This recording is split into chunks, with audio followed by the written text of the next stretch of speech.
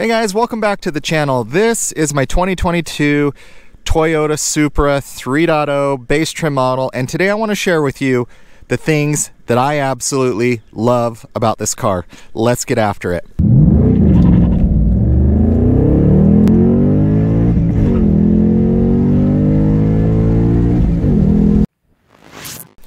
The first thing that I love about this car, and I hope a lot of you agree, and if you don't, that's okay, because I think over time, this car is going to stand the test of time. My first thing about this car that I absolutely love is the looks of it. This car is just crazy how awesome it looks. All the curves, design, I just think they did such a good job with this car and how they styled it and what it looks like. Yes, it doesn't really resemble, you know, the previous Supra, and that's okay. The Mark IV was legendary in and of itself, but this car over time, it's gonna stand the test of time. This car looks so amazing from the headlights. It just looks so aggressive. I just absolutely love this car. Now, some people knock it because it doesn't really have like functional vents. It's got some of these fake vents kind of all throughout the car. But at the end of the day, when you look at this car and you see it on the road driving, it is a beautiful, beautiful machine. And that is the first thing that I absolutely love about this car, is just how it looks, the attention that it gets, and just how awesome it just, oh man, it really, when you see it on the road, guys, you'll know exactly what I'm talking about. The problem is a lot of you aren't able to see them on the road because there's not a lot of them out there. So that's the first thing that I like, is the looks. The second thing that I love about my Supra is the power that this car puts down. This car really shocked me after I got after the braking period and could really give it like a full acceleration. There's really no turbo lag. The automatic transmission shifts so fast in this car. You know, it's rated at 382 horsepower, which all of us know, you know, it's the B58 engine from BMW, and BMW really rates their cars to the wheels on horsepower versus to the crank. So that's the actual horsepower it's putting down. I mean, this thing to the crank is probably fairly north of 400. And that was the thing that surprised me about it. I've come from V8s to this, but the B58 motor on this car is stock as it is. It is surprising how fast this car is. When you step on it, I mean, it throws you back.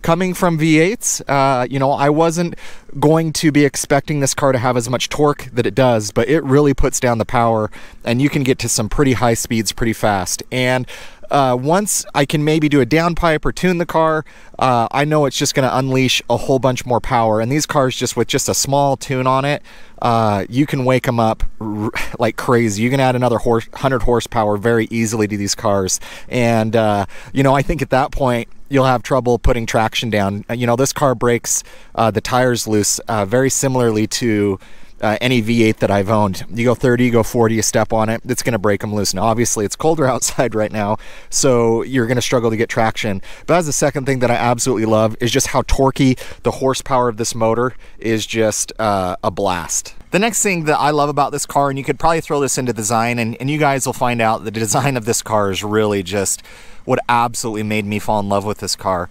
But these headlights are some of my favorite headlights that I've ever seen on a car.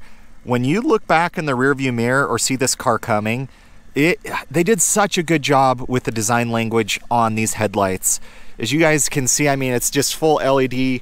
They are insane. I have no idea and do not care to know how much it costs to ever replace these, but just the looks of those headlights, oh, they are unlike anything that I've seen on any of the cars that I've owned. It just, as you guys can see as we walk closer, just how awesome they look. And, you know, that is something for me that really stands out. Seats on this car, I've really enjoyed. This is the base trim model, so you kind of get this pleather or leather, if you will, and kind of Alcantara with kind of the red, you know, the red guts, as some of the YouTubers say.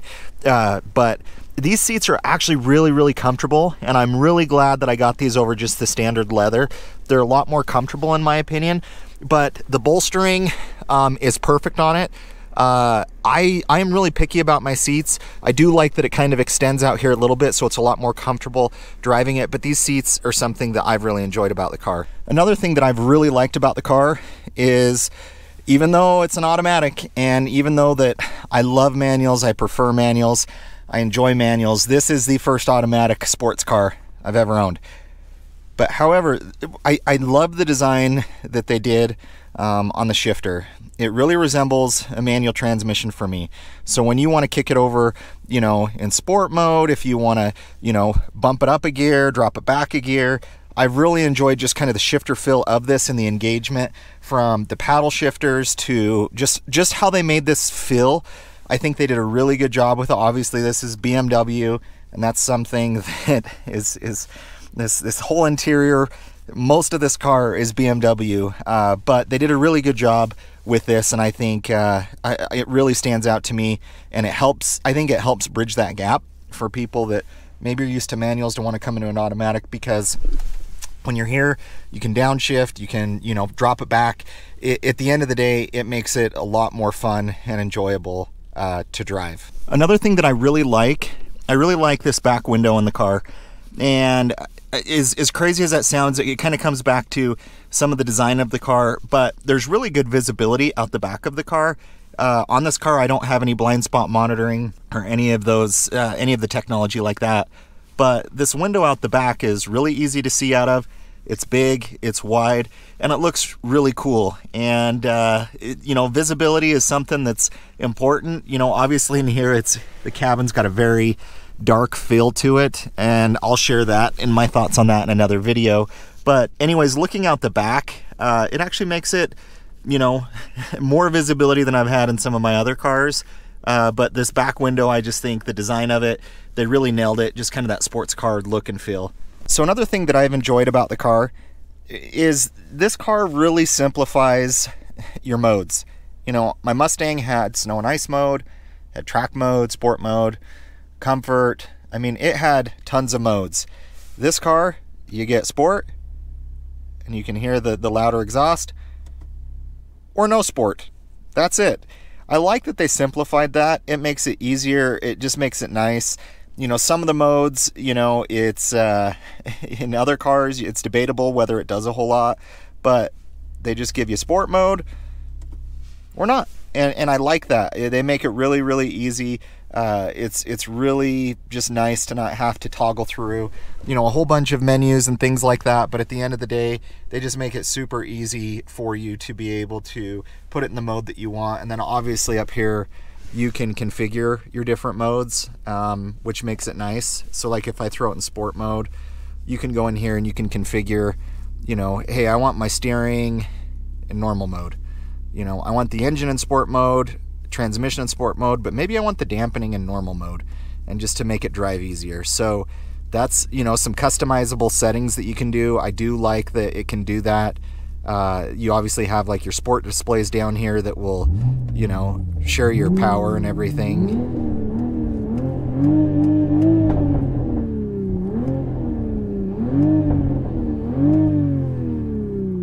So I like that. That's pretty cool. Another thing that I like is they did a good job, in my opinion. These exhaust tips are pretty big. You can get some bigger ones, but it does the car justice, especially for a V6. You know, it sounds okay. I'll share my thoughts on that on another video. But, you know, from behind, if you look at the car, you know, it looks beefy. You know, and obviously I did a rinseless wash, and I missed some spots this morning. I was just trying to get the car cleaned up to take it out. But the exhaust tips, I think it looks good from behind. I also like that these mirrors will fold in and fold out. I think that's really cool when you're parking, so that way if someone walks between your car, you know, they don't hit it. At the end of the day, guys, I didn't buy this car for a two-seater sports car. I didn't. I like the weight balance. I like how it feels. I like how it handles. I mainly bought this car for two reasons.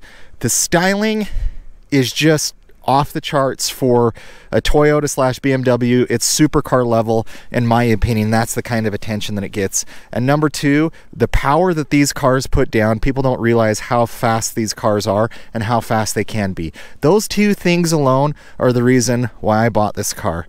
I hope you guys enjoyed some of the things that I love about this car. If you guys have anything on the Supra that you particularly love, or maybe you don't love, put it in the comments below. I'd love to hear your guys' thoughts. Please like, comment, subscribe. If you guys haven't subscribed over to my auto detailing channel, Gone in 60 Detailing, we're doing a lot of detailing videos on cars, so make sure and subscribe to that. Thank you guys for watching. We will catch you on the next video.